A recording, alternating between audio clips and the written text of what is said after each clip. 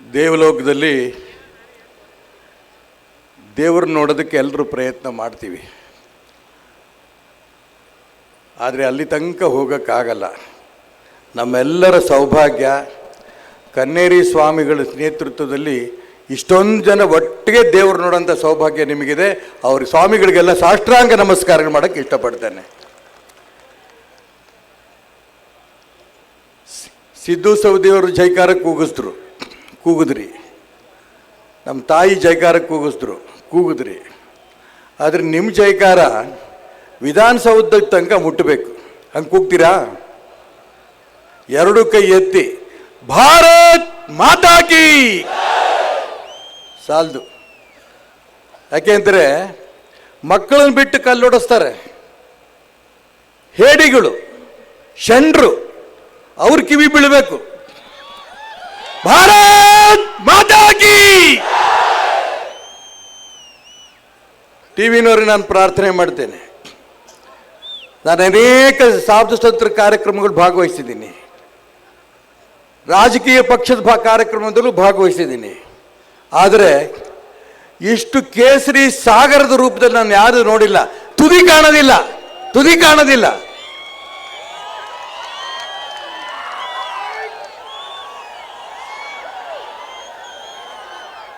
ಕೂತ್ಕೊಳ್ಳಿ. ನಮ್ಮ ದೇಶದಲ್ಲಿ ಕನ್ನೇರಿ ಸ್ವಾಮಿಗಳಿಗೆ ಅಪಮಾನ ಮಾಡಿದಂಥ ಸಂದರ್ಭದಲ್ಲಿ ಒಬ್ಬ ಮಂತ್ರಿ ಹೇಳಿದರು, ನೀವು ಕ್ಷಮೆ ಕೇಳಿದ್ರೆ ನಿಮಗೆ ಬಾಗಲಕೋಟೆಗೆ, ಬಿಜಾಪುರ ಜಿಲ್ಲೆಗೆ ಅವಕಾಶ ಮಾಡಿಕೊಡ್ತೀವಿ ಅಂತ. ಅಪಮಾನ ಅವ್ರಿಗೆ ಮಾಡಿದ್ದೀರಿ, ಅವ್ರ ಕ್ಷಮೆ ಕೇಳೋದಲ್ಲ. ನೀವು ಕ್ಷಮೆ ಕೇಳಲಿಲ್ಲ ಅಂತಂದ್ರೆ ಈ ಕೇಸರಿಮಯ ಇಡೀ ಕರ್ನಾಟಕ ರಾಜ್ಯದಲ್ಲಿ ಪೂರ ಹೋಗಿ ನಿಮ್ಮ ಸರ್ಕಾರವ ಇಲ್ಲ ಮಾಡುತ್ತೆ. ಇದು ಕೇಸರಿ ಶಕ್ತಿ. ಕೇಸರಿ ಶಕ್ತಿಯನ್ನು ಹಗುರವಾಗಿ ತಗೋಬೇಡಿ. ಛತ್ರಪತಿ ಶಿವಾಜಿ ಮಹಾರಾಜರಿಗೆ ತಾಯಿ ಜೀಜಾಬಾಯಿ ಒಂದ್ಸರಿ ಬಂದು ಕೇಳ್ತಾರೆ, ಯಾಕಮ್ಮ ನೀನು ಬ್ಲೌಸ್ ಹಾಕೊಂಡಿಲ್ಲ ಅಂತ. ಶಿವಾಜಿ ಮಹಾರಾಜರು ಜೀಜಾಬಾಯಿ ಕೇಳಿದಾಗ ಆ ಜೀಜಾಬಾಯಿ ಉತ್ತರ ಕೊಡ್ತಾಳೆ, ಆ ಗುಡ್ಡದ ಮೇಲೆ ಹಸಿರು ಧ್ವಜ ಹಾರ್ತಾ ಇದೆ, ಆ ಹಸಿರು ಧ್ವಜ ತೆಗೆದು ಅಲ್ಲಿ ಕೇಸರಿ ಧ್ವಜ ಹಾಕಿದ್ರೆ ಆ ಹಸಿರು ಧ್ವಜದನ್ನ ನಾನು ಬ್ಲೌಸ್ ಹೊಸ್ಕೊಂಡಿದ್ದೀನಿ, ನೀನು ಮಾಡ್ತೀಯಾ ಅಂತ ಕೇಳ್ತಾಳೆ. ಶಿವಾಜಿ ಮಹಾರಾಜರ ಹತ್ರ ಬಹಳ ಜನ ಸೈನಿಕರು ಇರಲಿಲ್ಲ, ಹಿಡಿಯಷ್ಟು ಯುವಕರಿದ್ರು. ಆ ತಾಯಿಗೆ ಗೊತ್ತಿತ್ತು ಅಲ್ಲಿ ಹೋದ್ರೆ ವಾಪಸ್ ಬರ್ತಾನೋ ಇಲ್ಲೋ ಮಗ ಅಂತ. ಆದ್ರೂ ಅಂತ ಮಗನ್ನ ಧೈರ್ಯ ತುಂಬಿ ದೇಶ ಉಳಿಸ್ಬೇಕು, ಧರ್ಮ ಉಳಿಸ್ಬೇಕು ಅಂತ ಕಳಿಸ್ತಂತ ಜೀಜಾಬಾಯಿಯ ಮಾತನ್ನ ಕೇಳಿ ಅಲ್ಲಿ ಹೋಗಿ ಯಾರ ಅಡ್ಡ ಬರ್ತಾರಲ್ಲ ಮೊಘಲರು ಅವರೆಲ್ಲ ಸೀಳಿ ಆ ಧ್ವಜವನ್ನು ತಂದು ಜೀಜಾಬಾಯಿ ಕೊಟ್ಲಲ್ಲ, ಆ ಒಂದು ರಕ್ತ ಹರಿತಾರಂತ ವೀರ ಯುವಕರು ನಾವೆಲ್ಲ ಇಲ್ಲಿ ಸೇರಿದ್ದೇವೆ. ನಮ್ಗೆಲ್ರಿಗೂ ಕೂಡ ಇವತ್ತು ಇಡೀ ಕರ್ನಾಟಕ ರಾಜ್ಯದಲ್ಲಿ ನೋವಾಗಿದೆ. ಬಾಗಲಕೋಟೆಯಲ್ಲಿ ಛತ್ರಪತಿ ಶಿವಾಜಿ ಮಹಾರಾಜರ ಮೆರವಣಿಗೆ ಹೋಗ್ತಾ ಇದೆ.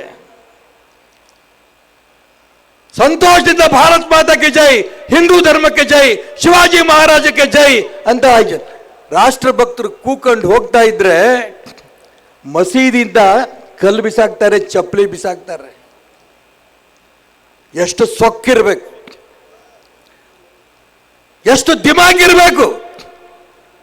ಇಲ್ಲಿ ಅನ್ನ ತಿಂದು ಇಲ್ಲಿ ಗಾಳಿ ಕುಡಿದು ಭಾರತ್ ಮಾತಾಕ್ಕೆ ಜೈ ಅಂತ ಕೂಗ್ತಾ ಇರಂತ ಯುವಕರ ಮೇಲೆ ಚಪ್ಪಲಿ ಬಿಸಾಕಿರಲ್ಲ ಅಂತ ನೀಚ ವ್ಯಕ್ತಿಗಳಿಗೆ ಕರ್ನಾಟಕ ರಾಜ್ಯದಲ್ಲಿರುವಂತ ದೇಶದ್ರೋಹಿ ಮುಸಲ್ಮಾನರಿಗೆ ಈ ರಾಜ್ಯದಲ್ಲಿ ಅವಕಾಶ ಇಲ್ಲ. ಇದನ್ನ ಈ ಕೇಸರಿ ಪಡೆ ಮಾಡುತ್ತೆ. ಈ ಕೇಸರಿ ಪಡೆ ಮಾಡುತ್ತೆ. ಇವತ್ತು ನೆನ್ನೆ ಕಾರ್ಯಕ್ರಮ ಅಲ್ಲ ಇದು. ಕನ್ನೇರಿ ಸ್ವಾಮಿಗಳು ಮಾಡ್ತಾ ಇರೋದು ಕೆಲಸ ಏನು? ಗೋವನ್ನು ಬೆಳೆಸ್ತಾ ಇದ್ದಾರೆ. ಗೋವನ್ನು ಒಂದು ಪ್ರಾಣಿ ಅನ್ಕೊಂಡಿಲ್ಲ, ಗೋವನ್ನು ನಮ್ಮ ತಾಯಿನಂತ ಭಾವನೆ ಇಟ್ಕೊಂಡು ಇಡೀ ಕರ್ನಾಟಕ ರಾಜ್ಯದಲ್ಲಿ ಯಾವುದೇ ಗೋಶಾಲೆ ಹತ್ರ ಹೋದ್ರೆ ಕನ್ನೇರಿ ಹೋಗಿ ನೋಡ್ಕೊಂಡ್ ಬನ್ನಿ. ಕನ್ನೇರಿ ಸ್ವಾಮಿಗಳು ಯಾವ ರೀತಿ ಗೋವುಗಳನ್ನು ಬೆಳೆಸ್ತಾ ಇದ್ದಾರೆ ಅಂತ ತೋರಿಸ್ತಾ ಇದ್ದಾರೆ ಅಂತ ಮಹಾಸ್ವಾಮಿಗಳು. ಈಗ ತಿಂತಾರಂತ ಆಹಾರ ವಿಷ ಅಂತ ಗೊತ್ತಾಗ್ತಿದ್ದಂಗೆನೆ ಸಾವಯವ ಕೃಷಿ ಬೆಳೆಸಬೇಕು ಅನ್ನಂತ ಪ್ರಯತ್ನ ನಡೆಸ್ತಾರಂತ, ಸ್ಫೂರ್ತಿ ಕೊಡ್ತಾರಂತ, ರೈತರಿಗೆ ಅವಕಾಶ ಮಾಡಿಕೊಡ್ತಾರಂತ ಸ್ವಾಮಿ ಕನ್ನೇರಿ ಸ್ವಾಮಿ. ಇಂಥ ಸ್ವಾಮಿಗಳಿಗೆ ನೀವು ಬ್ಯಾನ್ ಮಾಡ್ತೀರಾ? ನಾನು ತುಂಬಾ ಸ್ಪಷ್ಟವಾಗಿ ನೇರವಾಗಿ ಹೇಳ್ತೇನೆ, 28ನೇ ತಾರೀಕು 28ನೇ ಇಸಿ ತನಕ ಚುನಾವಣೆ ನಡೆಯುತ್ತೋ ಬಿಡುತ್ತೋ ಗೊತ್ತಿಲ್ಲ. ನೀವು ಮಾಡ್ತಾ ಇರೋ ದುಷ್ಟ ಶಕ್ತಿಗಳಿಗೆ ಅಷ್ಟರೊಳಗೇನೆ ಕರ್ನಾಟಕ ರಾಜ್ಯದಲ್ಲಿ ನಿಮ್ಮ ಪಾಪದ ಕೂಡ ತುಂಬತ್ತೆ. ಕೇಸರಿಮಯ ಕರ್ನಾಟಕ ರಾಜ್ಯದಲ್ಲಿ ಆಗತ್ತೆ, ಹಸಿರುಮಯ ರಾಜ್ಯದಿಂದ ಹೋಗತ್ತೆ, ಇದರ ಅನುಮಾನ ಬೇಡ. ಚಿಕ್ಕ ಚಿಕ್ಕ ಮಕ್ಕಳನ್ನ ಬಿಟ್ಟು ಶಿವಮೊಗ್ಗದಲ್ಲಿ ಒಬ್ಬ 15 ವರ್ಷದ ಯುವಕನಿಗೆ ಹೊಡೆದು ಕೊಲೆ ಮಾಡ್ತಾರೆ. ಏನ್ ಮಾಡಿದ ಪಾಪ? ಮುಖ್ಯಮಂತ್ರಿಗಳು ಒಂದು ಹೇಳಿಕೆ ಕೊಡ್ತಾರೆ, ಅವ್ರ ಬಗ್ಗೆ ಕ್ರಮ ತಗೋತೀವಿ. ಏನ್ ಕ್ರಮ? ಮತ್ತೆ ಜೀವ ಕೊಡ್ತೀರಾ? ಯಾವ ರೀತಿ ಕೊಲೆಗಡಕರು ಇದ್ದಾರೋ ಆ ಮಕ್ಕಳಿಗೆ ಸ್ಫೂರ್ತಿ ಕೊಟ್ಟು ಹೊಡಿರಿ, ಕೊಲೆ ಮಾಡ್ರಿ ಅಂತ ಹೇಳ್ಯಾರೋ ಅವ್ರನ್ನ ಕರ್ಕೊಂಡು ಪಾಸಿ ಹಾಕ್ಸ್ಬೇಕಲ್ವಾ? ನಾನು ಇವತ್ತು ಬಂದು ಪತ್ರಿಕೆ ಓದಿದೆ ಬಾಗಲಕೋಟೆನಲ್ಲಿ. ಒಬ್ಬ ರಾಷ್ಟ್ರೀಯ ಸ್ವಯಂ ಸೇವಕ ಸಂಘದ ಒಬ್ಬ ಸ್ವಯಂ ಸೇವಕ ಅವ್ರ ಮನೆಗೆ ಖಾಸಗಿ ಕಾರಲ್ಲಿ ಹೋಗ್ತಾರಂತೆ ಪೊಲೀಸ್ನವ್ರು. ಆ ಯುವಕ ಊಟ ಮಾಡ್ತಿದ್ದ, ಹಾಗೆ ಕರ್ಕೊಂಬಂದ ಪೊಲೀಸ್. ಯಾಕೆ? ಏನ್ ತಪ್ಪು ಮಾಡಿದ್ದ ಅವನು? ಮಸೀದಿಯಿಂದ ಕಲ್ಲೊಡದ್ನ, ಚಪ್ಪಲಿ ಹಸ್ನ. ಅವನು ಹೇಳಿದ್ದು ಇಷ್ಟೇನೆ, ಯಾವ ಮಸೀದಿಯಿಂದ ಕಲ್ಲು ಚಪ್ಪಲಿ ಬಂತೋ ಆ ಮಸೀದಿ ಸೀಜ್ ಮಾಡಿ, ಅಲ್ಲಿ ಮುಲ್ಲಾ ಅರೆಸ್ಟ್ ಮಾಡಿ.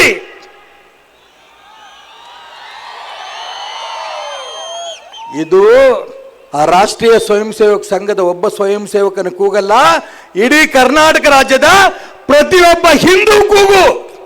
ನಾನು ರಾಜ್ಯದ ಮುಖ್ಯಮಂತ್ರಿಗೆ ಈಗಲೂ ಹೇಳ್ತೇನೆ, ತಕ್ಷಣ ಆ ಒಂದು ಮಸೀದಿ ಸೀಜ್ ಮಾಡಿ, ಆ ಮುಲ್ಲಾ ಅರೆಸ್ಟ್ ಮಾಡಿ. ಇಲ್ಲ ಅಂತಂದ್ರೆ ಯಾವ ರೀತಿ ಬಾಬರಿ ಮಸೀದಿ ಧ್ವಂಸ ಆಯ್ತೋ, ಕರ್ನಾಟಕ ರಾಜ್ಯದಲ್ಲಿ ಅತಿ ಹೆಚ್ಚು ಮಸೀದಿಗಳು ಧ್ವಂಸ ಆಗಂತ ಸ್ಥಿತಿ ಬಂದಿತ್ತು. ಈ ಎಚ್ಚರಿಕೆ ಕೊಡಕ್ಕೆ ಇಷ್ಟಪಡ್ತಾರೆ. ಬಹಳ ಜನ ಮಾತಾಡೋರು ಇದ್ದಾರೆ. ನಾನು ಇಷ್ಟೇ ಹೇಳ್ತೇನೆ, ಇವತ್ತು ಬಂದು ಕೂಗಿ ಚೀರಿ ಹೋಗೋದಲ್ಲ. ಇವತ್ತಿನ ಸರ್ಕಾರ ಹಿಂದೂಗಳಿಗೆ ನರಕ ಆಗಿದೆ, ಮುಸಲ್ಮಾನರಿಗೆ ಸ್ವರ್ಗ ಆಗಿದೆ. ಇದು ಉಲ್ಟಾ ಆಗಬೇಕಾಗಿದೆ. ಕೇಸರಿಮಯ ಹಿಂದೂಗಳಿಗೆ ಸ್ವರ್ಗ ಆಗಬೇಕು, ರಾಷ್ಟ್ರದ್ರೋಹಿ ಮುಸಲ್ಮಾನರಿಗೆ ನರಕ ಆಗಬೇಕು. ಆ ದಿಕ್ಕಿನಲ್ಲಿ ನಾವು ಇಲ್ಲಿಂದ ಪ್ರತಿಜ್ಞೆ ಮಾಡಿ ಹೋಗೋಣ ಅಂತ ಹೇಳಿ ನಿಮ್ಮೆಲ್ಲರಿಗೂ ಒಂದ್ಸಿ ನನ್ನ ಮಾತು ಮುಗಿಸ್ತೇನೆ.